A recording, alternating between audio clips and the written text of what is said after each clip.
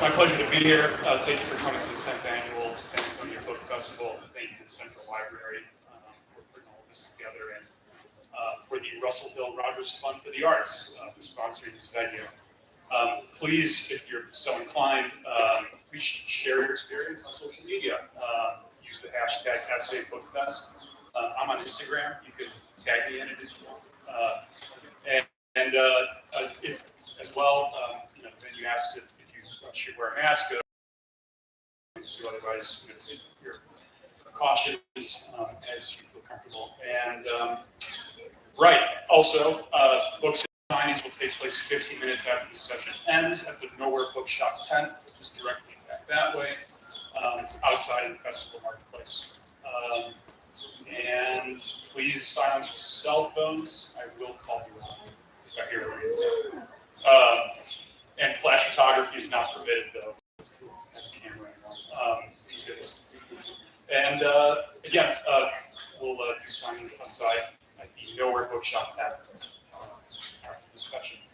So I'm delighted to be here with two phenomenal writers. I'm going to first introduce Stephen Harrigan. This is a neat introduction, but I will try my best. He is the author of the New York Times best-selling The Gates of the Alamo, Remember Ben Clayton, which won other awards. Among other awards, won the James Fenimore Cooper Prize from the Society of American Historians for Best Historical Novel. He's also the author of Challenger Park, A Friend of Mr. Lincoln, and Big Wonderful Thing, The History of Texas. He's a writer at large for Texas Monthly, as well as a screenwriter who has written many movies and television. He lives in Austin. His latest book is Leopard is Loose. It follows Grady, a young boy in post-war Oklahoma City, at the time he was gripped by panic fear and escaped from the local zoo. An event that actually was a child living in OKC, perhaps a little too close to. Steve described this work as one of his most, if not the autobiographical, with many of its characters modeled after his relatives. Characteristically beautiful terse prose. He transports us to a time and place that feels both specific and all too familiar, populated with complicated people grappling with post-war trauma, fear, and prejudice, and love and family. So, Steve, thanks for being here.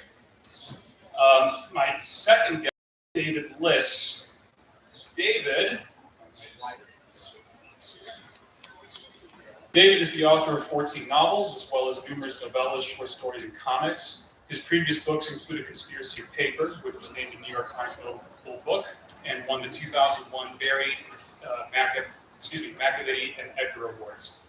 The Coffee Trader was also named a New York Times Notable Book and was selected by the New York Public Library as one of the year's 25 books to remember. He's also the author of the middle grade Randoms series, and many of his novels are currently being developed for television or film.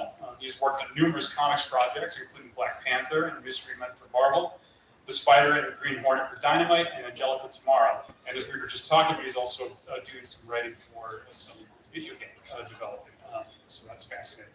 Liss lives here in San Antonio with his wife and children.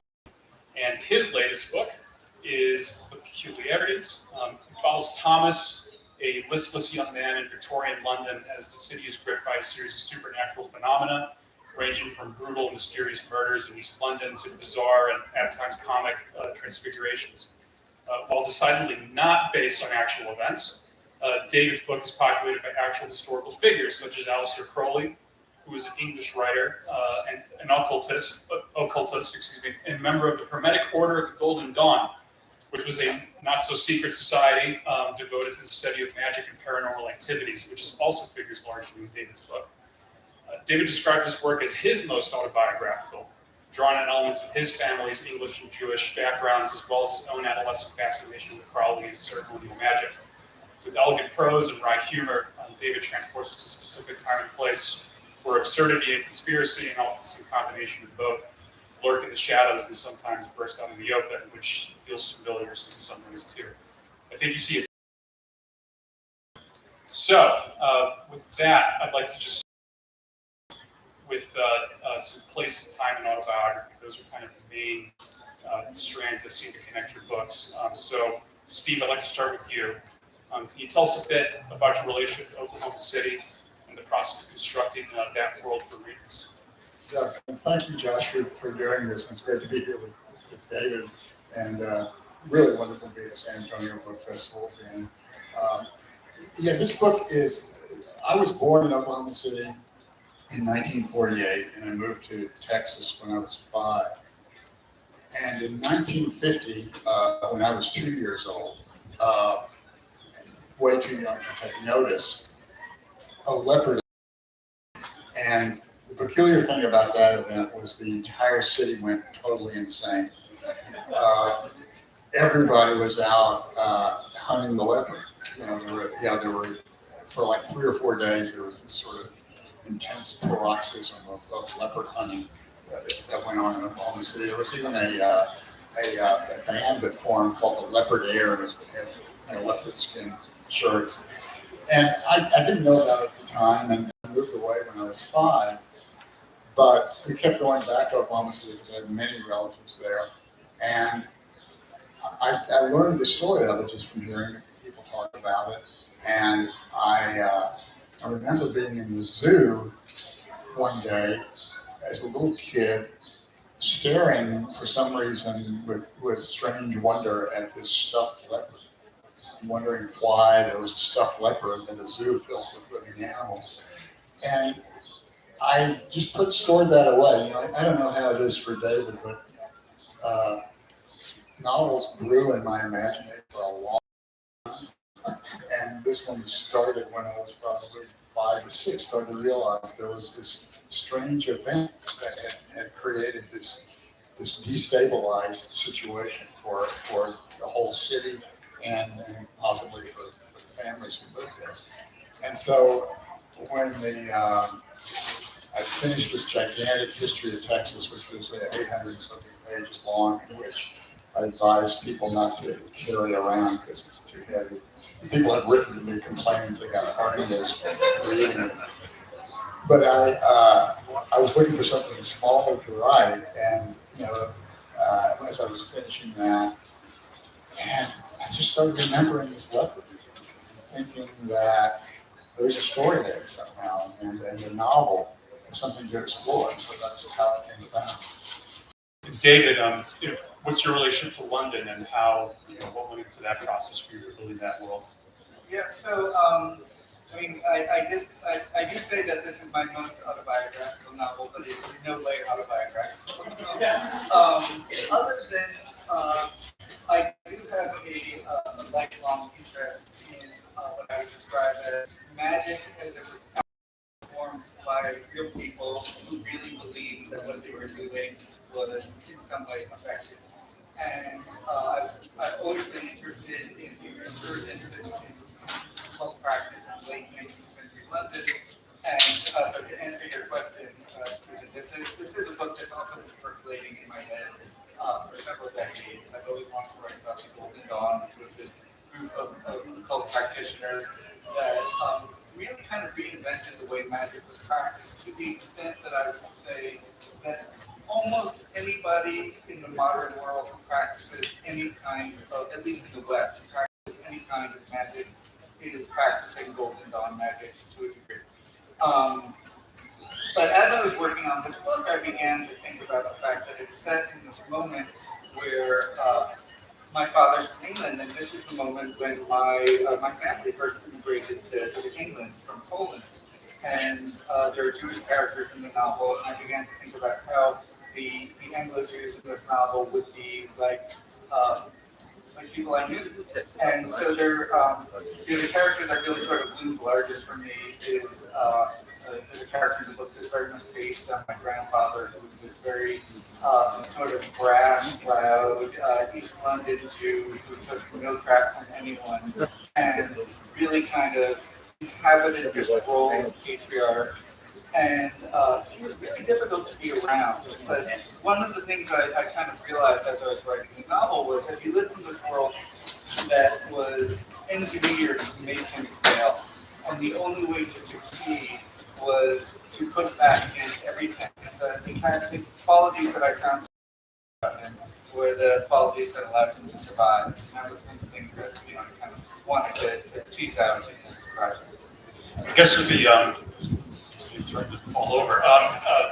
The autobiographical elements, both of you. I mean, I think towards the beginning of your Steve, you have your writer, your narrator is a 70-some-year-old man looking back on his 5-year-old self, and there's a sentence in there of like that there's something that perhaps around this time that leads me to think back and do kind of a summation of my life. Is that kind of what drew you to write? Like, was there a little bit of that in writing this book? Is that you actually talking there for a moment? Yeah, I won't be coy about the autobiographical elements in this book. It's very much about my family, or a fictional extrapolation of my family at that time. And I decided to tell the story.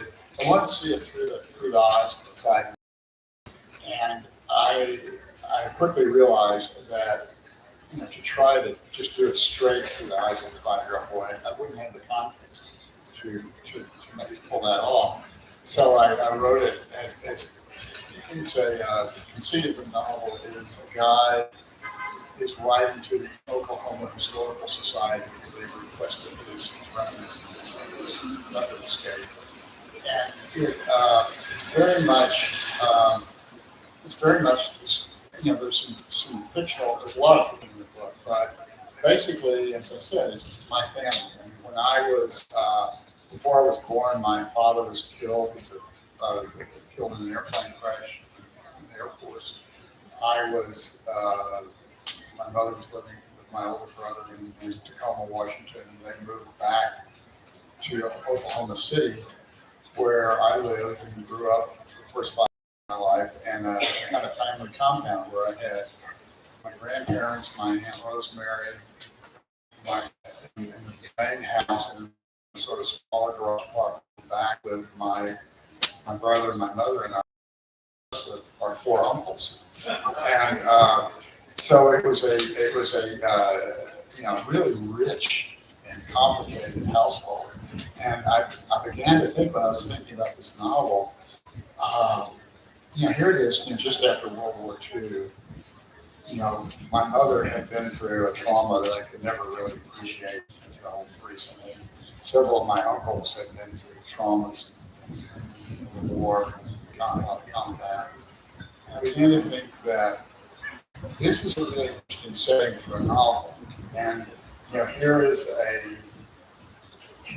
a family and a community trying to move on from this horrendous upheaval of World War II, and something about this strange leopard escape sort of draws them all back into some form of crisis, or in the case of the uncles, into some form of action, where they're trying to find their way in a post-war world and not really succeed because of all that they've been through. So I just began to realize, why not just take my own family, take my own house, 1217 Northwest 34th, and set the novel there, and see what happens, when I let this leopard loose among all these people. So that's kind of how that came about. For both of you, like those autobiographical elements, does that make it easier to write, or is there more other complications that maybe were unforeseen for both of you in the process? I'll start with you, David. For me, it didn't make it easier or harder. It was just something that was there that I found interesting during the process. Unlike Stephen's book, I wasn't really bound by personal memories or events that I needed to order or reorder, because I think when you're writing about actual historical events, and I'm sure you have some experience with this, the way things happen in real life don't always make for the best dramatic tension. And sometimes history makes great history, but not a great story, and that can be true of autobiographical elements as well. So I chose what elements I found useful in order to tell the kind of story I wanted to tell, and didn't let reality in any way hinder me. I found it, I found it easier, surprisingly easier to at least use my own experiences and my own memories as a baseline for this book. It gave to me, it was interesting to me. I mean, I've written, we've both written a lot of books, but there's always this sort of imposter syndrome that goes with it, where, particularly with historical fiction, which I've done a lot of, like you feel responsible for the historical veracity of everything you write. And particularly when I was writing a straight out history, I felt like, oh no, I've got to be an expert on this. People expect me to be an expert. This was a book where I felt like I was authentically an expert because I had lived through a lot of this stuff, and as a fiction writer, I invented a lot of this stuff, and I'm the one who did that. So there was a worry. It didn't necessarily have to do with autobiographical elements, but just had to do with the closeness to the events that I was describing. David, you had an interesting observation when we spoke earlier that writing historical fiction, in some ways you may be writing history, but historical fiction especially is a kind of fantasy writing. You're imagining a world that doesn't exist, even if these things that happen per se, like there's a world like Victorian London, like at the end, it's kind of classified as fantasy writing. You kind of expand a bit more on like what you're thinking there. Well, this is something I've thought about a lot in the past, and this most recent novel, The Peculiarities, is of all my historical fiction, it's the one that takes place most recently. I have books that are set in 17th and 18th century, and those are worlds that are just inaccessible to us, except mostly through text. And we don't know what people looked like. We don't know how people spoke. We don't know what conversations would have sounded like. We just have representations. And representations are always a kind of falsehood, right? You choose to foreground or background whatever it is that you think is important or that you notice or what the cultural ideology tells you is there as opposed to the things that are invisible to you. So you have to kind of build the world based on what we know and what we think we know and what seems plausible. And so creating historical fiction always has the same elements of world building that you would have if you were inventing a world from whole cloth. Except you have certain guidelines that you have to stay within. Here are the things that we know are true. And we want to stay within those boundaries. And within that, you have the things that we think are true and the things we guess might be true.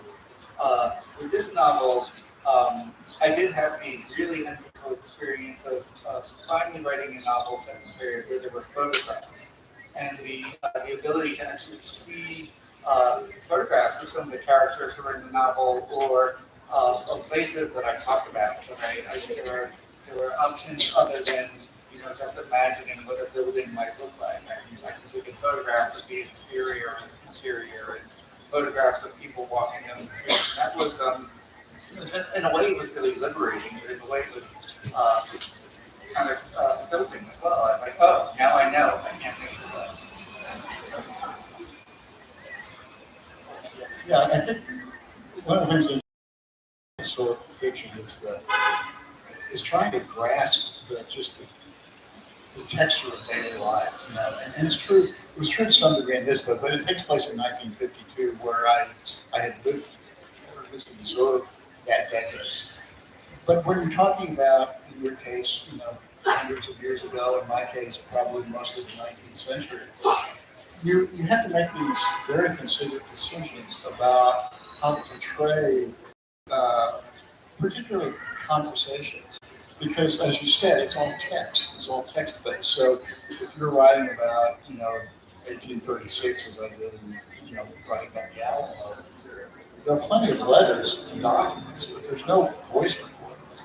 So, I made this executive decision that people in 1836 used contractions from this book. That they didn't say, "I will go here," or "I believe that I shall," such and such. I think they probably spoke much like we did. And I've written screenplays about Roman times where I've also made that decision just to make it sound real. And I think we through movies and to some degree maybe through fiction, but mostly through movies, I think we have a stilted idea of the way people talk and behave in previous times. And for me, one of the way I kind of cracked the code in the 1830s was to read a lot of Charles Dickens. And Dickens freely used contractions, and you felt that, that he was really the fly on the wall, observing the way or hearing the way people talk. I'm going to ask one more question and then we'll come to you guys. So use the time to prepare your questions. Ideally, your question comes in the form of a question. So I'll give you guys time to get ready. So my last one for now, both of your books share a motif. It's depictions of prejudice. David, in your case, it's anti-Semitism. And Steve, in your case, it's racism towards African Americans. Tell us a little bit how they relate to the historical worlds that you've constructed and also to your own lives. Start with David. Well, almost all of my historical fiction deals, at least in part, with trying to imagine and recreate Jewish lives in the past. It's something I've always been interested in. My first novel grew out of my doctoral work, and that's something I was working on there. In this particular novel, the book is set right before the turn of the 20th century, and England is the most welcoming and progressive it's ever been in its history, and by our standards, that's pretty terrible.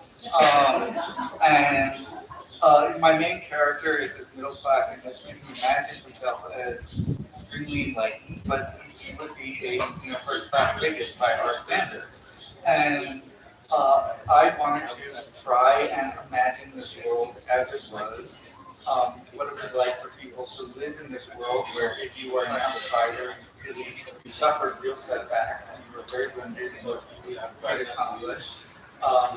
My main character is an outsider within this class English world, but because he's an outsider, he ends up interacting with people who are even more outsiders than he is. And I just wanted to show what that was like, and I'll be interested to hear what you have to say about the subject. A little bit goes a long way. In writing about bigotry in the past, you can't really be realistic in your fiction because then it becomes a screed. And so you end up having to water down what people's lived experiences were like to make it effective fiction.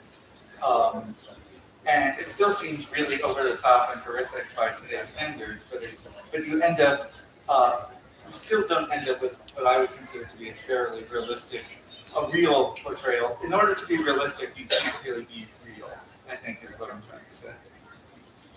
Well, in my book, which takes place in the early 1950s, the family is a white family. But at the time, black people couldn't go to a lunch counter at a drugstore. They couldn't go to the zoo except for one day of the week. They couldn't go to the museums except for one day of the week. They couldn't go to private amusement parks where there's a big scene set. And that began to change in the late 1950s, where civil rights leaders like Clara Luper, Jimmy Stewart really pushed the envelope there. And in fact, they're building a monument in Oklahoma City right now to this teacher named Clara Luper, who with her high school students integrated Cat's drugstore. But the problem for me, it wasn't a problem, it was a great opportunity to write about the racial tensions that took place in the city at that time. But as you say, you've got to sort of tone it down a little bit, particularly in terms of your own wishes that the white people you're writing about were more progressive than they really would have been at that time. So here I'm dealing with a family that is very much like my own family.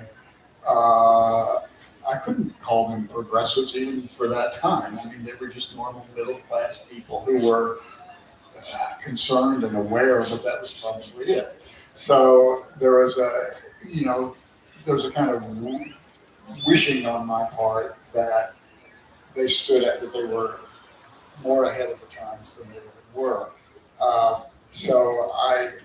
But there's so much, it would have been so wrong, I think, I began to realize I can't ignore the racial disparities in Oklahoma City and write a novel about Oklahoma City in the 1950s. Then I realized that those racial disparities are driving the plot. And that's when that kind of linkage between the kind of moral responsibility you might feel and the narrative responsibility you feel, when those things come together, then you feel like, okay, I'm writing a book. You know, you have a purpose and not just an agenda. And so that's, it's a very crucial element, as it turned out, in my book. And it wasn't an afterthought at the beginning, but it was, I didn't realize how crucial this would be until I started writing the book. Thank you both. Now let's face the fire of the audience. So if you just raise your hand, I believe folks here in purple will hand over a microphone. So there we go. First hand here. Question for David. Are there any plans for publishing books that were more in the vein of your Benjamin Weaver series? Have you got any plans for any further books like that? The short answer is no. There are no plans. My first book had a protagonist named Benjamin Weaver, who was a Jewish 18th century ex-boxer who becomes a kind of like fixer character. I wrote 3 books with this character, and that was really enough. And I've moved on, and I'm really grateful that people care and that people enjoyed those books. But I've moved on to other things.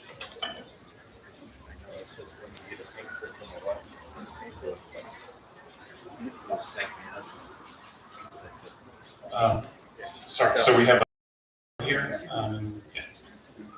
This is for Stephen. I have one of my book club members with me. We read your book,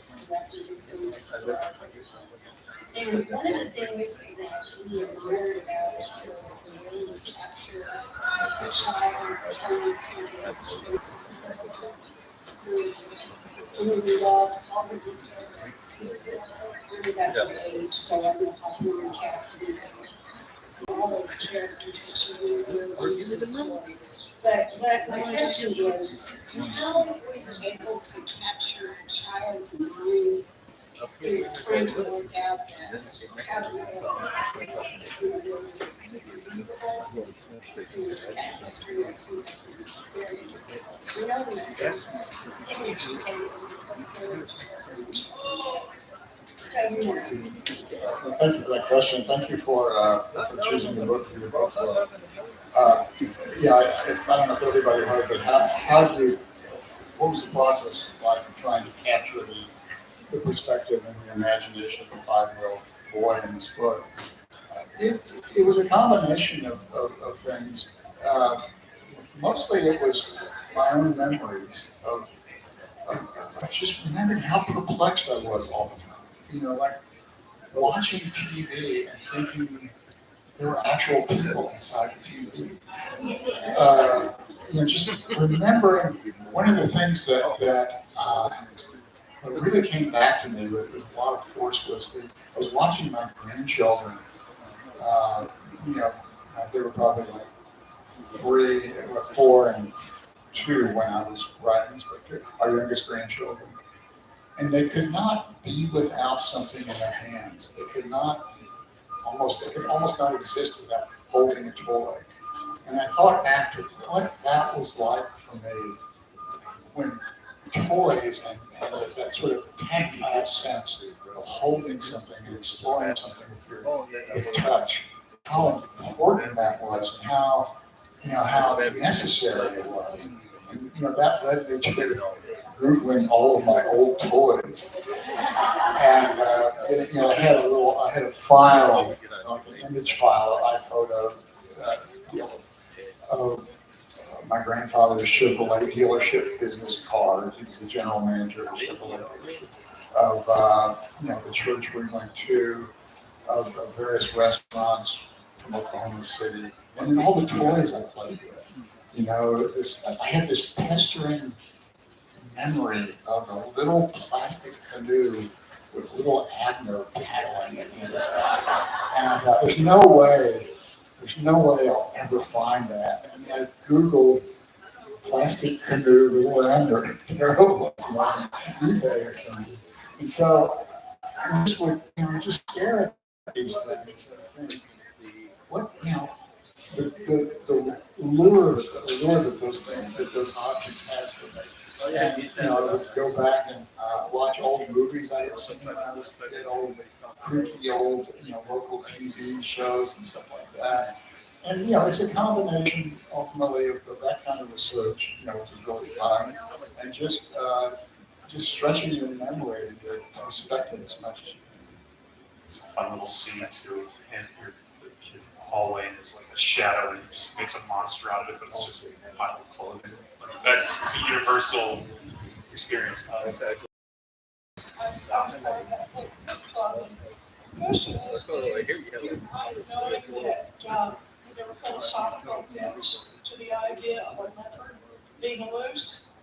We talked about the leopards, they're inside all of us at times when they got loose, sometimes intentionally, sometimes not intentionally. So did you intend that, or was that just a side effect?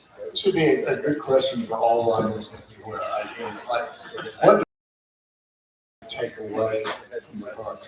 I don't think about the book much when I'm writing it. I mean, in terms of, my preoccupation is how can I make the reader keep turning the page, and how can I make it work as a story? There's kind of, I'm really curious of David's response to this too. There's kind of, symbolic or let's just say philosophical dimensions. It's come later when people like you mention them to me. But I don't, and I guess I must have been aware that an escaped leopard was more than an escaped leopard. And I kind of retrofit my understanding of the book after I finished it and realized, oh, there's more here than just the story may be less simple than I thought, but I can't afford. I'm not conditioned. I don't work that. I don't think that way, and I can't afford to distract myself while I'm writing to think about what this book means. I want it to move. And so I guess that's probably an inadequate answer to your question, but it's a fascinating question, I think. What do you think? Hearing you talk about this, it sounds very much like my own thoughts reworded, which is like when I'm writing a book, what I care about are the mechanics of it. Is it a good story? Is it fun to write and therefore hopefully fun to read? Are the characters doing the work that I want them to be doing? I was giving a talk a couple of weeks ago, and somebody asked me about what symbols are in the book, and my answer was none. There are no symbols deliberately in the book, which doesn't mean, as you say, they're not there. And this is in part of because my studies in literature and literary theory. I firmly believe that once the book is done and printed, my opinion of what's in the book is no more valid than yours. That the book exists in the minds of readers, and that my authorial intent is no longer a guide to anything, unless it's in my notes. So there are always going to be symbolic values in books because we're human beings and we think things. Sometimes these things can get incorporated into our writing, whether we mean them to or not. But I will be writing something and I'll feel like, oh, this feels like the X in this story is starting to feel like a symbol, and I'll dial it back. I'll remove it because if something feels like a symbol, then it just feels heavy-handed and obvious and uninteresting to me. And I'm much more interested in who characters are and what they feel and the world and all these elements of story, and less in having scarlet A's that that represent something. It's really weird to, I've had the occasion a couple times to read a master's thesis on a book I've written. It's just another language. I might as well be reading it in Norse or something. There's difference between practice, actually doing the thing and thinking about the thing. This has bad implications for former masters like myself, and also some of the book critics that I work with. I'll have to have some conversation with them. There's going to be a lot of tears, I think. There's a question back, I think. Yes, you. Sorry. This is for David. We have an archivist, and in our collection we have John Hayden's personal papers. I've always been interested in magicians, and I was wondering if someone like Robertson Davis, the Fifth Business, had any influence on your view of magicians as roles in the book? I'm embarrassed to read anything about him. He's Canadian. Yeah, I know who he is, and he's one of, there are way more interesting writers and there's time in the world. And he was one of those writers that really came to my attention when I was in graduate school, and there were actually there were several Canadians in my program, and his name would come up a lot.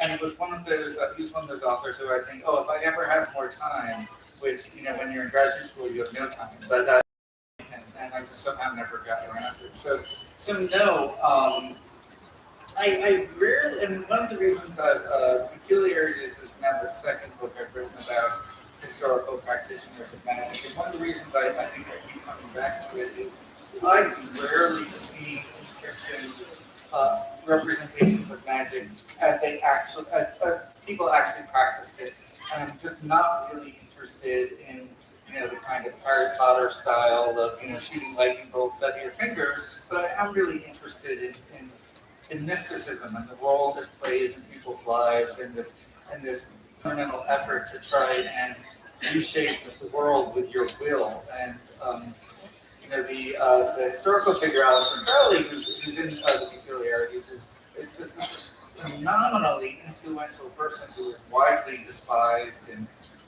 demonized in the press his whole life, and was kind of a people saw the world, and that's what I find. Just want to slightly spit for the benefit of the audience, like sort of magic, quick kind of image of like what would that look like? Again, this book is about Golden Dawn magic, which was ceremonial magic, which means it was magic that was largely performed by groups of people, often wearing costumes, with ritual items, cups, wands, swords, daggers, using a kind of liturgy. And some people use this kind of magic to actually affect the world. I'm going to use magic to try and make money or to get this job I want. And some people used it simply as a way of trying to connect with the divine and to sort of experience the universe beyond the limits of human perception. So the majority of Golden Dawn magicians were really just kind of, or other than Christianity, like mystics looking for some kind of spiritual experience, and some were just like Aleister Crowley, were people who were trying to do real, tangible, physical things with magic. And it attracted some literary figures. It attracted a certain crowd that maybe none of us would expect. Yeah, I'm not sure who you're thinking of. The most famous, the person who you might know of who was a Golden Dawn magician was William Butler Yeats. And then there were a lot of horror writers in the period, like Arthur Benson, and Bram Stoker was said to be a member of the Golden Dawn, although that's never been verified. And Arthur Conan Doyle was often rumored to be a member of the Golden Dawn. He probably wasn't in real life, but he is in my book because it's alternate history and I can do it. Yeah. The scene with him is alone worth reading the book for. Right here in the front. I had a question for Stephen. How did you make the animal leopard natural story? Sorry, could you repeat it? Sorry. How did you make an animal for a true story for leopards? Why did I make it a true story? How did I make it a true story as far as the leopards go? I'm sorry, I was- That's okay. That's No, but the leopard, was a true story. And what I did was I took the true story and realized. I mean, I'll tell you what happened to the leopard in real life, which is it was out for 3 days, out in the zoo for 3 days, and they wanted it back, and they wanted to save it from all the people who were trying to kill it. So they left out some horse meat that they had dosed with tranquilizer, and the leopard came and ate the horse meat and died because he overdosed. That's why I saw him at the zoo when I was a little kid, because he was a stuffed leopard.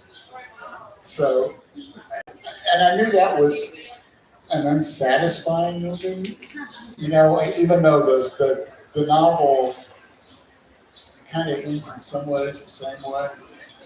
But it was an interesting experiment to try to take that same sort of thing that had happened to the leopard and make it emotional, make it meaningful, make the characters that I created dovetail with that scene. And so, when you take an historical event, and this is an historical event that was not that well known. So I felt like I could change some of the dates. I moved it forward from 1950 to 1952, so I could take advantage of some of my own memories. I thought that was okay to do in a way I wouldn't feel okay about, like a novel I wrote about Abraham Lincoln, where I had to stay close to the actual historical record. But it's a really interesting thing to take a real event which happened, and you have the kind of outlines of that event, of that story, and then to try to figure out how can I work my novel, my fictional characters, and the story that they have to illustrate, how I work that into the architecture of the existing story. So that's it's a combination of being relatively true to the historical story and letting your imagination roam free so you can bend that to the will in one way or another. I think probably the same thing you do in Peculiarities. I take a slightly different tack. My challenge in this book was I wanted to write a book about this real historical magical movement, but I decided I wanted to make the magic work, so that it was actually a real approach to problem solving. And then I had to try and figure out, well, why would that be? And so I, about 10 years prior to the events of the novel, something happened where magic became effective. And so I kind of branched off from so everything up to about 10 years before the beginning of the novel is real history as we know it. And then you have this kind of alternate history branch that happens. And so the world in which the book is set is very, very similar to the actual historical world, with some significant changes. And from there I just kind of ran. But as you say, in more traditional historical fiction, I'll try and keep things as accurate as possible. And my motto is I don't have to always be right, but I can never be wrong. that I never want to write something that I know is false, but if nobody knows, I can make some guesses based on what's probably true, or maybe based on what would make for a really good story. We have a second row here. To the right. Yeah. Did you read actual books at the time about the anti-Semitism or the anti-racism? I mean, the racism, the actual racism and anti-Semitism. And I'm reading J. Frank Derby's, who I've always loved and admired. I'm reading The Long Ones, and he's racist. I was shocked. I am shocked. Well, by our standards. By the way, Steve Davis over here has published a great book called The Essential J. Frank Derby, which really, which if you're interested in Dobie at all, it's an eye-opening collection. Certainly read books, biographies, memoirs, newspaper articles about about what was going on, with civil rights leaders and just ordinary African American citizens at that time. And if you want to read examples of anti-Semitism in 19th century literature, you just have to read anything that mentions Jews. And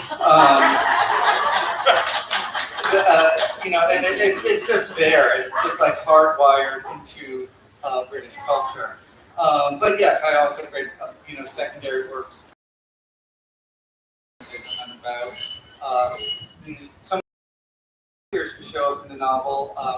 Like they're just like in their writings they'll just be like weird, completely unexpected anti-Semitic screech, because that's just, again, that's what the culture was, and that's what people understood the world. And it's often really uncomfortable to go back and to read the writings or know the thinking of these people who are in some ways admirable. I'm sure all of us will, the future will look back at the horrible things we said and thought that we don't recognize as being horrible now because it's the culture we're steeped in. You just can't judge people in the past based on the values of the present. Yes. This is kind of a fun question for either one of you or both of you, but could you describe your writing rooms for us? It's a great question. I'm jealous of that. I could show you a picture of my desk, which is not visible, because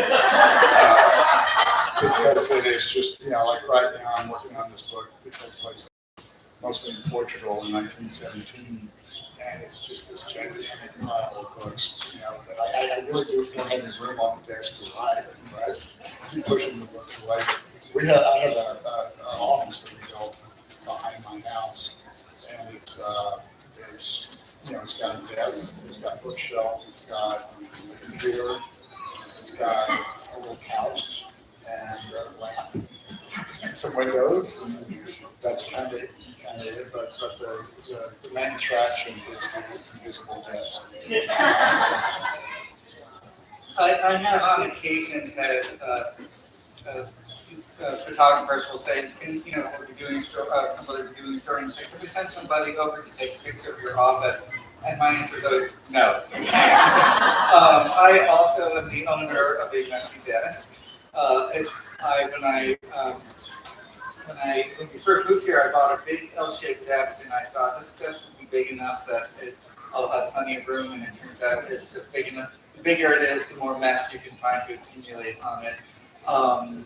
It's also where I exercise, so there's lots of kettlebells, and it's where my wine cave is. And there's also a lot of like cat toys and cat hair, and a litter box. So that's my office. The editor's desk has a single red pen. Louis Condo's. Yeah, that's right. Yeah, it's the butcher's table. The question. I have a follow-up. Just for, I don't mean to test you. I wonder if it might be interest to the audience. I think it's safe to assume where the roots of American racism, especially towards African Americans, come from. I guess anti-Semitism being hardwired in British culture. Like, you just maybe give a little bit of an understanding for us of like how did that come to be and why is that the case? If you can, I don't need to push you on the spot. It's a good question, but it's a question to which I can answer. Anti-Semitism is actually hardwired into Western culture because Western culture is Christian, and Christianity from its origins defines itself as by being anti-Jewish, because they have these points of origin, both scripturally and culturally, and right from the very beginning of Christianity, you had the Pauline movement of Christianity for everyone, and you had the James movement of Christianity for Jews, and Paul won. And so much of the early discourse was anti-Jewish, and that eventually became just part of Western culture. I had a professor in graduate school who basically wrote a lot about how he believes that anti-Semitism had a special place in the British identity, but I've later come to realize that all countries occupies the same role. That Jews are always the other because they're countercultural. They cannot assimilate and still be Jews. So where they exist, they're always a kind of force or against the mainstream culture, or working against it, or reminders that the mainstream culture is not the only culture, and that is just kind of recreates and reproduces hostility at all times. I have other questions. I can keep going. Don't tell. Okay, I'll ask another question. So something that is part of the delight of reading both of your books is that the prose matches the setting. So, Steve, your character, like even the way that descriptions are written and just kind of the way that it's told, like it just sounds like mid-century, as far as we could tell, Oklahoma, and really of this place. And then likewise from you, David, that the narration, the descriptions, even the humor is just, it's unmistakably British, especially of that era. How much of that for each of you was kind of stepping out of your typical voice, or was it not at all for you? Did you find it kind of natural to write that way? Well, in my case, the book is told in the first person by this old guy, roughly as old as I am. And he is not, there was a problem that I encountered in writing, because I didn't want him to be a writer. I wanted him to be a car dealer in Midland, Texas. So, but in order to tell the story with as much, grace as I could, or literary, flourishes, not flourishes, but just, I wanted it to flow. I wanted it to feel like it was somebody who was comfortable with writing. And so I imagined him as an aspiring writer who dropped out of the University of Texas to major, I didn't drop out, I changed his major from English to business. But he's a frustrated writer and has this book club that he's read, it's once I found the voice, it was just clear sailing, because I knew this guy. He was a version of me, but without having published his books, and a little bit uncertain about his status as a writer, even though he was just writing it for the Oklahoma Historical Society.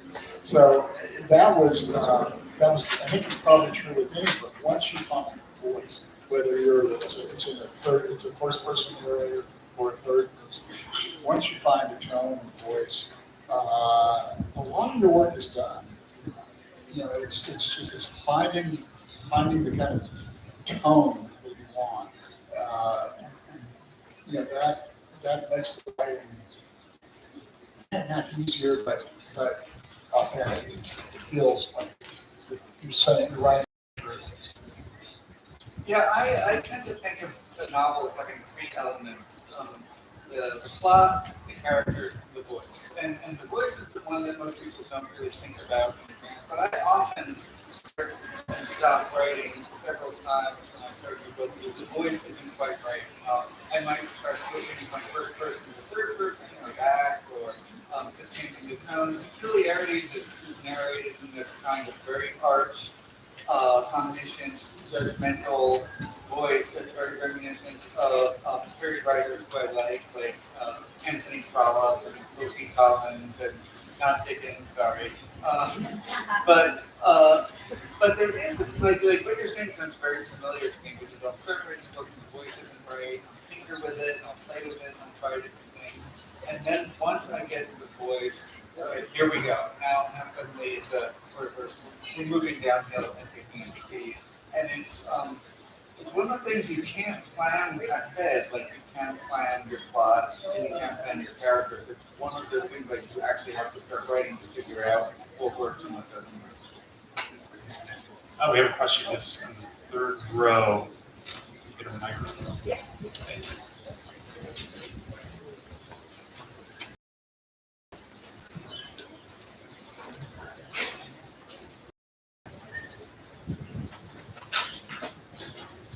Both of you two are well-established writers with large bodies of work.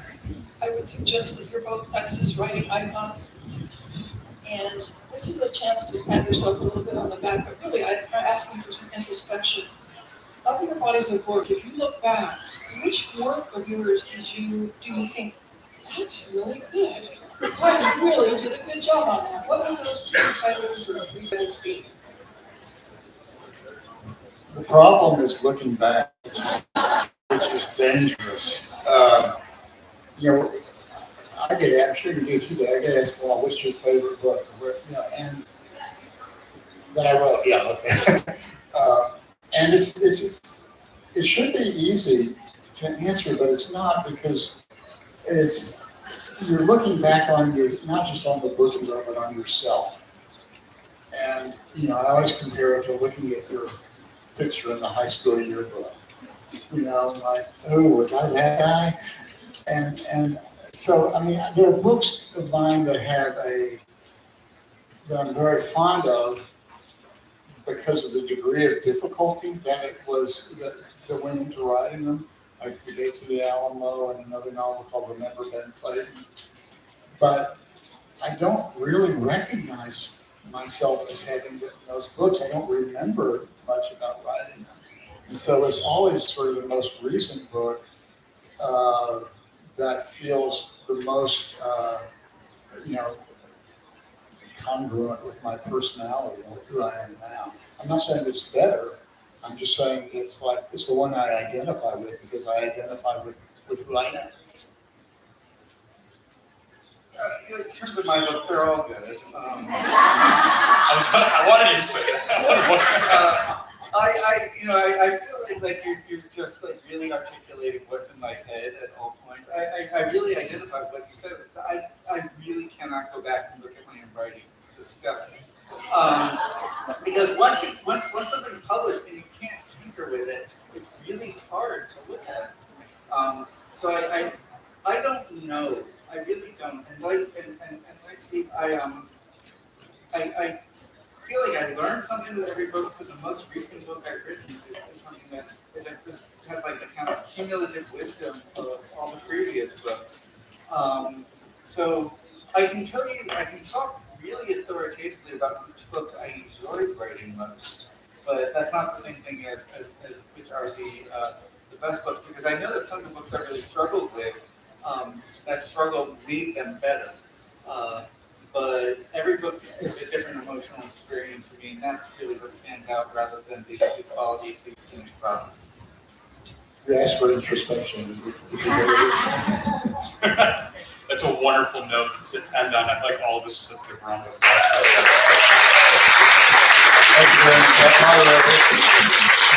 So reminder, please, about 15 minutes, you can go get your book signed. Please pick up, know this cover.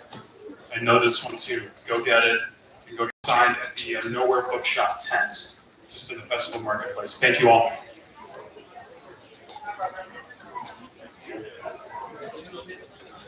You